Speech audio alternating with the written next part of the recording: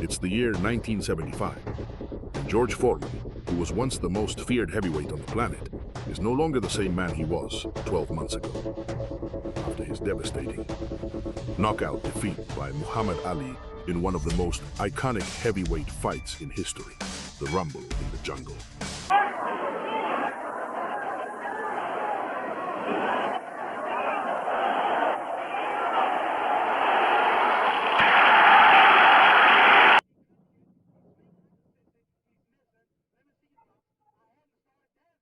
The depression that followed was crushing. Foreman didn't just lose the World Heavyweight Championship that night. According to his own admission, he lost himself as a man.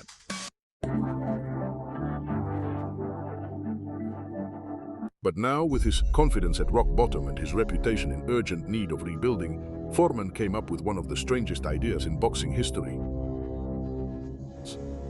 He would face 5 professional boxers in a single night, with Muhammad Ali as commentator and a crowd that was definitely not on his side. That was a night destined to be remembered for many years. Before the madness began, it was important to understand exactly who George Foreman had faced. These were not easy opponents picked to pad his serio. These were not easy opponents hand-picked to pad his record. Each of them had a professional background and a legitimate reason to be taken seriously. The first was Alonzo Johnson, a former opponent of a very young Muhammad Ali, who had been out of the professional ring for 3 years, but still had the experience of a seasoned heavyweight. The second was Jerry Judge, a hard-hitting boxer who had already knocked out the solid contender Chuck Wepner and had gone the distance against the rising young heavyweight Larry Holmes. The third was Terry Daniels, a man who had shared the ring with Joe Frazier at his best, and with Cleveland Williams, who was still dangerous. That alone already placed him in a different category from just any opponent. The fourth was Charlie Polite, who had the unfortunate honor of already being a victim of a younger George Foreman. And finally saved, for last, came the most dangerous of them all, Boone Kirkman, a man who had defeated former heavyweight champion Jimmy Ellis in a battle that was decided by split decision. Whether Foreman had planned it or not, he had left his toughest test for the moment when he was most exhausted on April 26, 1975, the night arrived, and with Muhammad Ali watching from the front row. George Foreman stepped into the ring to prove that he was still a killing machine. The first of the 5 fighters, Alonzo Johnson, stands in the center of the ring facing the most fearsome heavyweight, and the fight begins.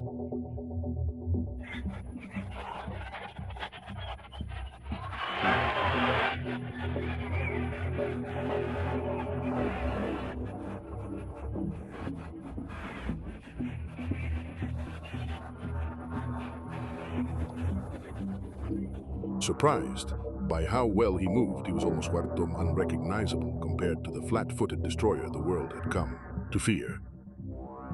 Who was watching from the front row, couldn't resist. Get some joy.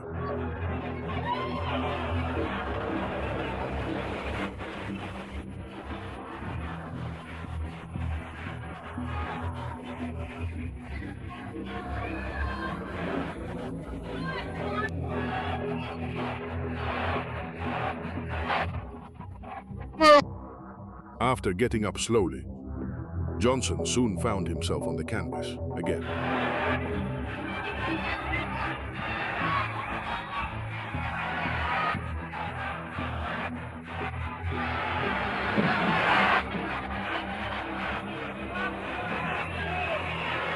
In 2 rounds, Johnson had gone down 3 times, and the referee had seen enough. The first of the 5 was over 1 down. 4 to go. The next to step into the ring was Jerry Judge, and Foreman had already announced his intention to knock Judge out in the first round.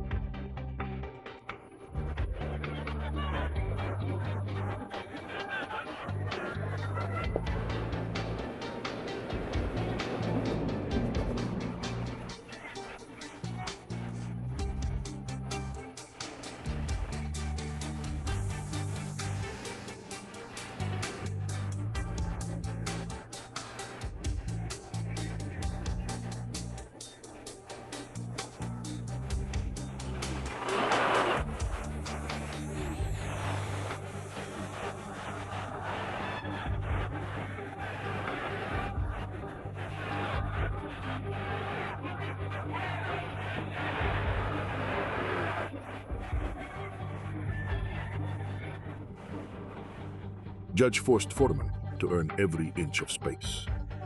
But Foreman eventually cornered him, and when he landed a clean right hand, Judge fell face first.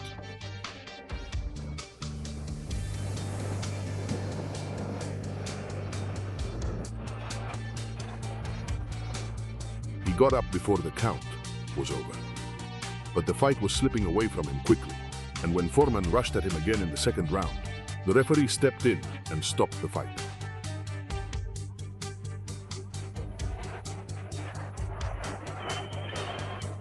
Almost immediately after the fight was stopped, tension erupted between both fighters in the ring, and Foreman and Jerry Judge began to exchange blows.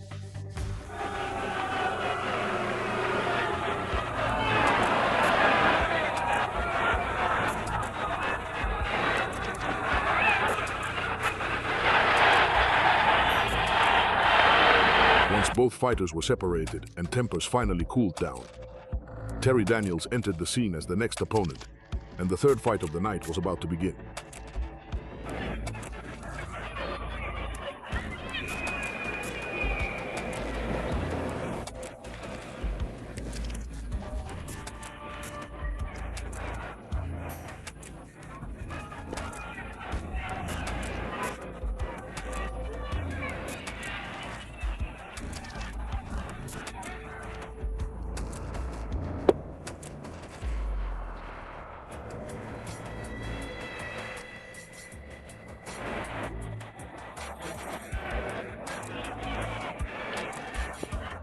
Daniels, resilient and full of energy, tried to wear down the great heavyweight, but Foreman, still enraged from his altercation with Judge, came out throwing punches, and a powerful left in the first round sent Daniels to the canvas.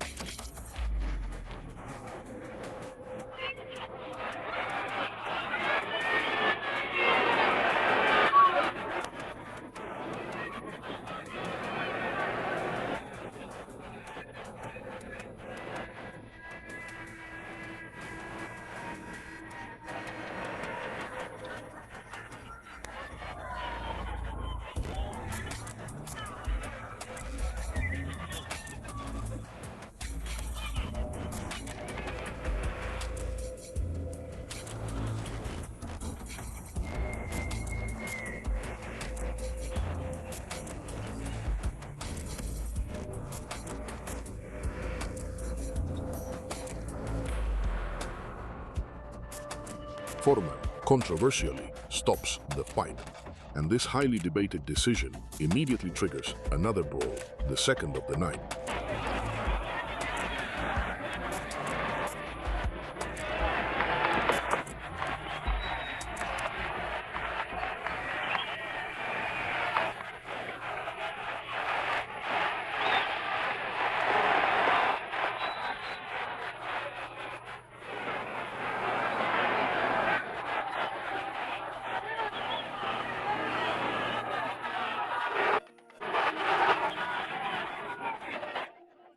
Ali, who was watching the carnage unfold, was having a great time.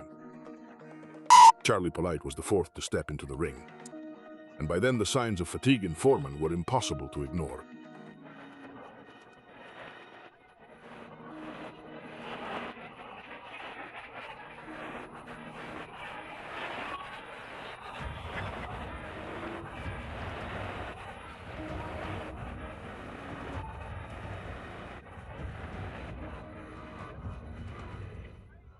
Realizing Big George's exhaustion, Ali, who never missed an opportunity, started shouting instructions to Polite from ringside.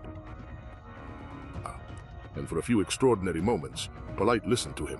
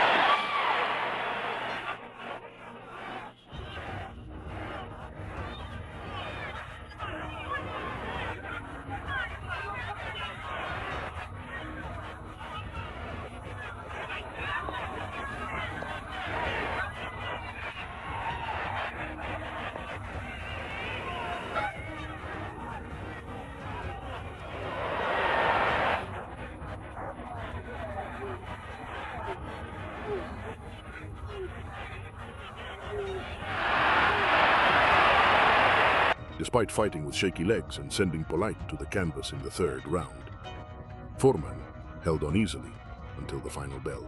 But his endurance was being tested in a way that no one had anticipated at the start of the night. Boone Kirkman was the best boxer of the five. He was fresher, more agile, and about to face an already exhausted Foreman who was ready for one last dance.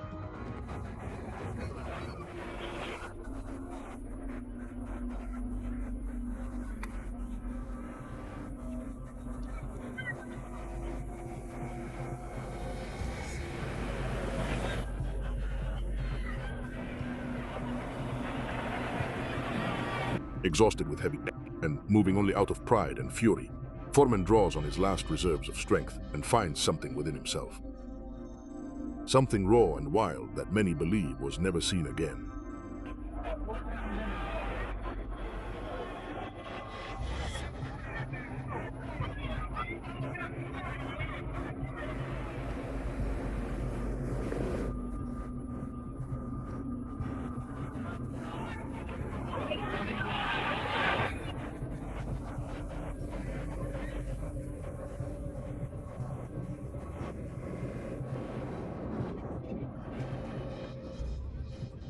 Foreman knocked Kirkman down in the first round and survived a real scare in the middle rounds, when Kirkman landed a punch that left Foreman on the brink.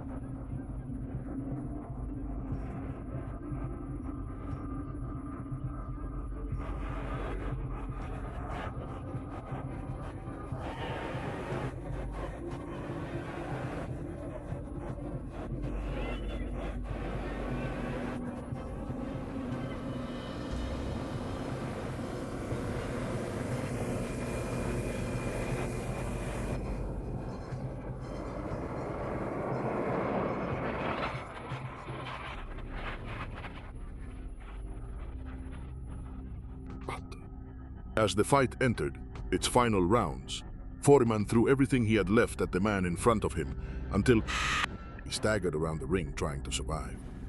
Thank you.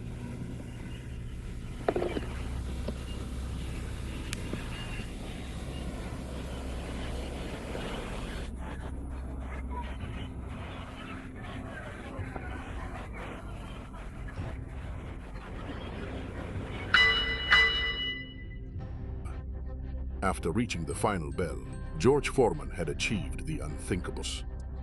He survived a night in which he faced 5 professional heavyweights, knocking down each opponent he faced and knocking out 2 of them. It was a chaotic and controversial night, but it proved that there was something genuine about George Foreman. A man who had been publicly humiliated, who had lost everything he had built, and who decided to rebuild himself in front of a crowd that booed him, with Muhammad Ali laughing from ringside.